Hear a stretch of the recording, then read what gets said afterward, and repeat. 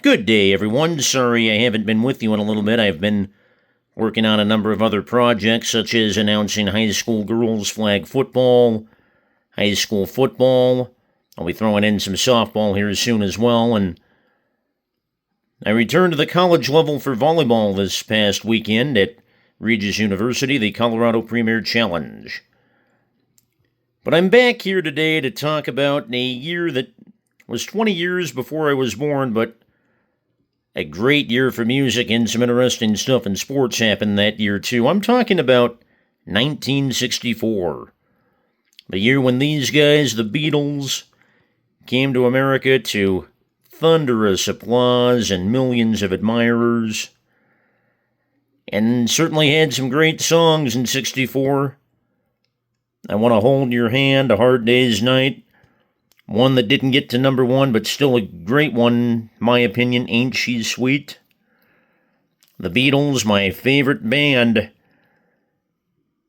came to America and set the country on fire, at least it seemed like, in 1964, and certainly provided some terrific music that still helps provide the soundtrack of my life.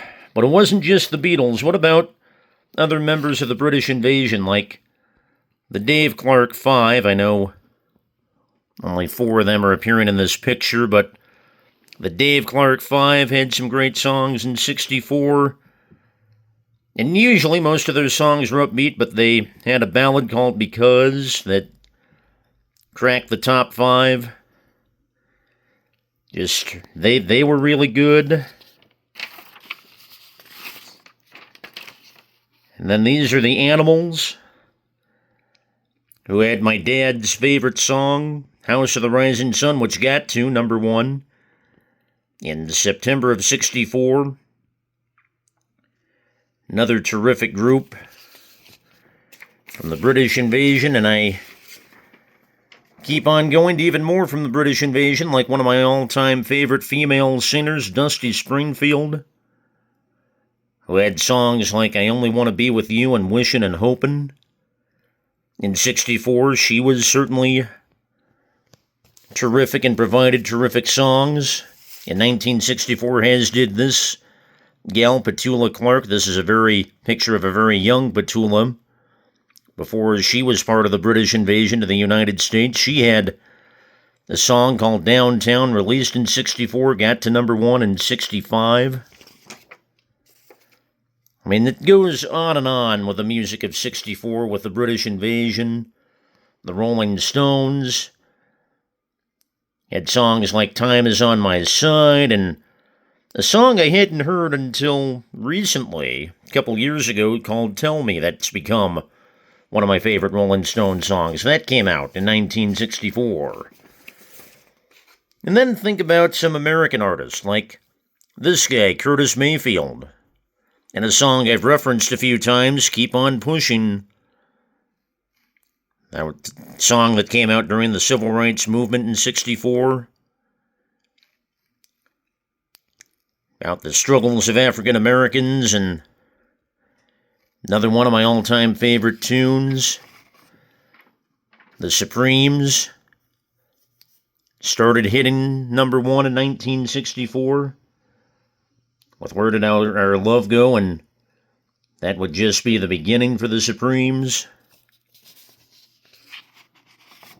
Chuck Berry, who unfortunately had done some time in jail for, let's just say, an inappropriate relationship with an underage girl, but he came back with a vengeance in 64 with some of my favorite songs, Nadine, No Particular Place to Go, and one of my all-time favorites, You Never Can Tell. 1964, just an awesome year for music, and some artists I didn't get pictures of, and I got all these pictures off the internet, by the way, and no copyright infringement is intended with any of these. I'm just using these as visual aids. But Elvis was still on the charts with Viva Las Vegas. And Elvis sound-alike Terry Stafford had an amazing song with Suspicion. And there were still a few songs out there that sounded like they were from the 50s. Like Diane Renee's Navy Blue. Mangerland's I mean, 1964 was just fabulous in terms of music. I'll give you one more quickie. The Ray Charles Singers, not that Ray Charles of Hit the Road, Jack and George on My Mind, and everything else. Certainly a terrific singer in his own right, but a different group, the Ray Charles Singers, had a top 5 smash with Love Me With All Your Heart, which is another one of my all-time favorites. Just 64, an amazing year for music, and about a month ago, they did a satellite survey on satellite radio from a date in 64, the top 40 songs, and I had to listen to it twice. That's what kind of fan I am of the music of 64. And then I mentioned sports. This was the World Series that year. The New York Yankees, managed by Yogi Berra, the St. Louis Cardinals, managed by Johnny Keane, and what's circled there is Bob Uecker and Bob Gibson holding hands in the Cardinals team photo. Bob Uecker, one of the funniest people there's ever been, who I did a video on and died, unfortunately, back in January of this year. Neither of these teams had the easiest road to the World Series. In August, the Yankees were 5 games behind the first-place Baltimore Orioles. The Chicago White Sox were also ahead of them. But the Yankees got it going in September, won the American League pennant by 1 game over the White Sox, with the Orioles close behind as well. What would be the 5th straight trip to the World Series for the Yankees? Because back then, there weren't even divisions, let alone wild card teams like there are now. It was just straight to the World Series. And then there were the Cardinals, who traded star pitcher Ernie Broglio for Lou Brock that year, and Lou Brock, an outfielder who became a Hall of Famer while Broglio's career ended not too long after the trade. That was a Cardinals-Cubs trade. Brock came over from the Cubs, and Cardinal fans and Cub fans alike know how that turned out. Brock, like I said, becoming a Hall of Famer, and it was Brock's stolen base record that Rickey Henderson broke a couple decades after Brock retired.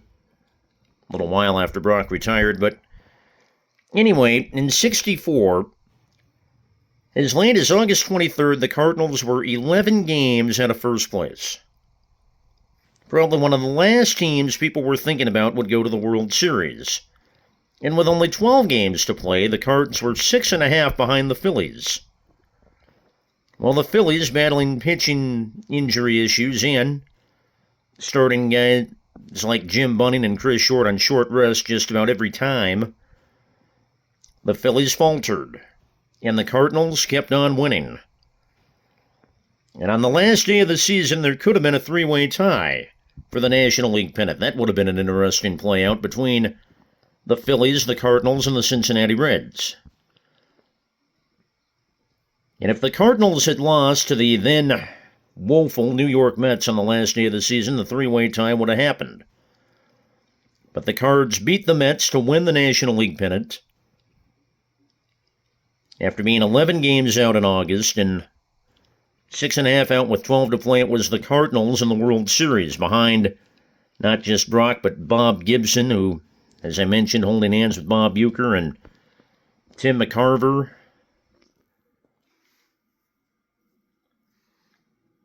And the Cardinals' surprising run wouldn't stop with the end of the regular season. In a hard-fought 7-game series that most expected would go to the more experienced Yankees, it was the Cardinals who came out on top in a hard-fought 7-game series for their first title since 1964. And it'd be the last World Series appearance for the Yankees until 1976. 64, their 5th trip in a row, and then the Yankees fell backwards after that, even though they brought in the manager of the 64 Cardinals, Johnny Keane, to take over the next year. Wouldn't mean nearly as long. I mentioned it took the Yankees 12 years to get back. The Cardinals only needed 3 years to get back to their next World Series, beating the impossible dream Red Sox in '67, and then losing a 7-game series in '68 to the Detroit Tigers. But the '64 World Series that the Cards took in 7 games over the Yankees, I imagine still talked about to this day in St. Louis and New York. And one more thing. This Jim Brown and Frank Ryan of the Cleveland Browns in 1964 marked the last year the Cleveland Browns won an NFL championship. And this, as most football fans know, was a little more than 2 years before the Super Bowl. The championship was in December of '64. For Super Bowl January 15th of '67.